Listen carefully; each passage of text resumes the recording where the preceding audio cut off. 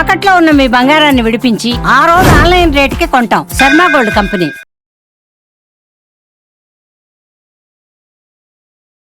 Yes, you tell us. Yes, I respect you.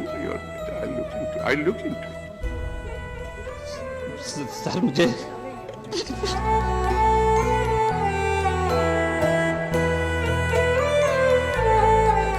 अध्यक्ष मैं तीसरी बार गोरखपुर से लोकसभा का सदस्य बना हूं।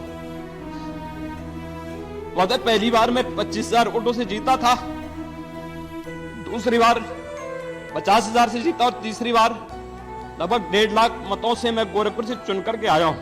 నాడు నిండు సభలో అవమానాలు, నేడు అఖండ భారత్లో సన్మానాలు. నాడు సొంత రాష్ట్రంలోనే వేధింపులు, నేడు అదే రాష్ట్రంలో కింగ్ మేకర్. నాడు యూపీ రాజకీయాలలో ఆయనో సందేహం, నేడు భారత రాజకీయాలలో అతను సమాధానం. గెటప్ లో సన్యాసి, యాక్షన్ లో యముడు, నిలువెత్తు కాషాయంతో కళ్ళల్లో నిప్పు కణికలుగా అఖండ భారత ధర్మ పరిరక్షకుడు మనిషి రూపంలో కనిపిస్తే ఆ రూపమే యోగి ఆదిత్యనాథ్. ఒకప్పుడు అరాచకానికి కేరాఫ్ అడ్రస్ గా ఉన్న ఉత్తరప్రదేశ్ గడ్డపై చట్టం అంటే ఏంటో, పవర్ అంటే ఏంటో, ఎలా ఉంటుందో రుజు చూపించిన దీశాలి. రాజకీయాలలో నేతలంటే ఓట్ల కోసం పాకులాడతారు, కానీ యోగి అంటే ఓ వ్యవస్థను ప్రక్షాళన చేసే ఒక క్లీనింగ్ మిషన్. ఈరోజు దేశమంతా ఒకటే మాట వినిపిస్తుంది, మోదీ వారసుడు ఆయనే అని. అసలు యోగి ఇంత పవర్ఫుల్ గా ఎలా ఎదిగారు? ఆ కాషాయ వస్త్రాల వెనుక ఉన్న ఉక్కు సంకల్పం ఏంటి? ఒకప్పుడు గూండారాజుకు అడ్డగా ఉన్న యూపీని నేడు అభివృద్ధికి కేరాఫ్ అడ్రస్ గా మార్చిన కాషాయ బాహుబలి. అధికారమే పరమావధిగా కాకుండా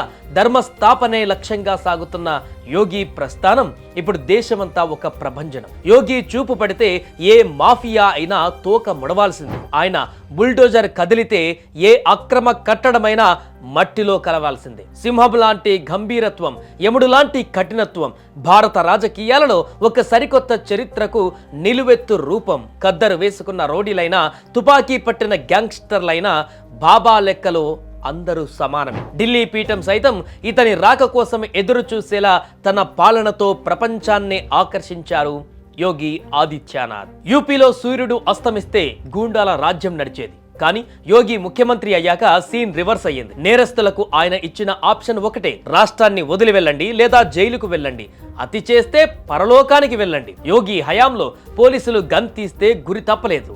గ్యాంగ్స్టర్లు సైతం ప్రాణభయంతో మెడలో బోర్డులు వేసుకుని పోలీస్ స్టేషన్ల ముందు క్యూ కట్టారు అంటే అది యోగి భయం కాదు, ఆయన తెచ్చిన ధర్మం. యూపీలో ఇప్పుడు ఆడబిడ్డ అర్ధరాత్రి ఒంటరిగా వెళ్ళగలుగుతుంది అంటే దానికి కారణం యోగి ఉక్కుపాదం. దేశ రాజకీయాలలో బుల్డోజర్ అనే పదానికి కొత్త అర్థం చెప్పిన నాయకుడు యోగి. సామాన్యుల భూములు కబ్జా చేసిన, అక్రమంగా సామ్రాజ్యాలు నిర్మించిన అక్కడ యోగి పంపే బుల్డోజర్ ప్రత్యక్షమవుతుంది. నువ్వు చట్టాన్ని చేతిలోకి తీసుకుంటే నేను నీ అక్రమ కట్టడాలను మట్టిలో కలుపుతా అనే యోగి స్టైల్ దేశవ్యాప్తంగా ట్రెండ్ సెటర్ అయింది. అందుకే ఆయన్ని అందరూ ప్రేమగా, నేరగాళ్ళు భయంగా బుల్డోజర్ బాబా అని పిలుచుకుంటారు. అభివృద్ధికి అడ్డుపడే ఏ శక్తినైనా సరే తొక్కి పారేయడమే యోగి మార్క్ పాలిటిక్స్. వరుసగా 2 సార్లు యూపీ సీఎంగా ఎన్నికవడం, 2024లో బీజేపీ తరపున అత్యధిక ప్రజాదరణ పొందిన నాయకులలో ఒకరిగా నిలవడానికి కేవలం ఎన్కౌంటర్లు మాత్రమే కాదు, అద్భుతమైనటువంటి అభివృద్ధికి ఆయన మారుపేరు. ఉత్తరప్రదేశ్ ను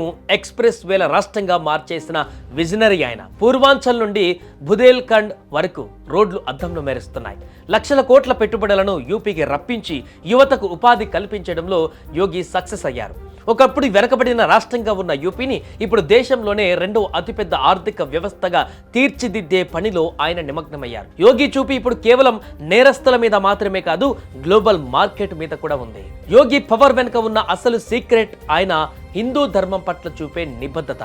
500 ఏళ్ల భారతీయుల కళ అయోధ్య రామ మందిరాన్ని సాకారం చేయడంలో యోగి పాత్ర అజరామరం. కాశీ విశ్వనాథుడి కారిడార్ నుండి మధుర వరకు హిందూ వారసత్వాన్ని పునరుద్ధరించడంలో ఆయన తగ్గేదేలే అంటున్నారు. సంప్రదాయం ఒకవైపు, ఆధునిక అభివృద్ధి మరొక వైపు, ఈ రెండింటినీ బ్యాలెన్స్ చేస్తూ హిందుత్వ హృదయ సామ్రాట్గా కోట్లాది మంది గుండెల్లో చోటు సంపాదించుకున్నారు. ఆయన అధికారంలోకి వచ్చాక కుంభమేళా వైభవం ప్రపంచ స్థాయికి చేరింది. చివరిగా అందరి నోటా వినిపిస్తున్న ప్రశ్న, మోదీ తర్వాత ఎవరు అన్న ప్రశ్నకు యోగి అనే సమాధానం మొదటగా వినిపిస్తోంది. ఎందుకంటే ఆయనలో క్రమశిక్షణ ఉంది, కఠినంగా నిర్ణయాలు తీసుకునే తెగింపు ఉంది, అన్నిటికీ మించి స్వార్థం లేని సన్యాసం ఉంది.